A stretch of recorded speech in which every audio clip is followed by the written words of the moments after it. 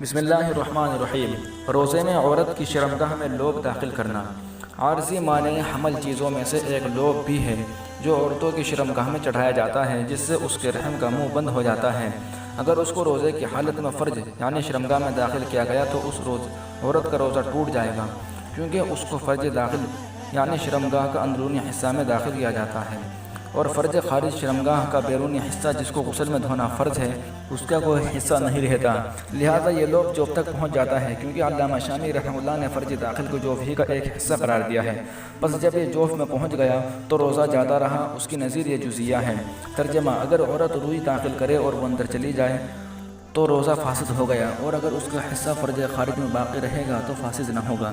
یہاں چونکہ lobe fridge داخل میں غائب ہو جاتا ہے اور باہر کے حصے میں کچھ بھی نہیں رہتا، اس لیے اس کو داخل کرنے سے روزہ فاسد ہو جائے گا، اور اگر روزے کی حالت میں نہیں بلکہ پہلے داخل کر کے پھر روزہ رکھا گیا تو روزہ فاسد نہ ہوگا۔ حضرت تھانوی رحمہ اللہ نے ایسا ہی بیان کیا ہے، اور اوپر کی صورت میں صرف قضا لازم آئے گی، کفارہ نہیں، جیسا کہ تفصیل اوپر گزر چکی ہے۔ ویڈیو کو مکمل اچھی طریقے سے سنیے، اس واقعی سے شیئر کیجیے، چینل کو سبسکرائب کیجیے۔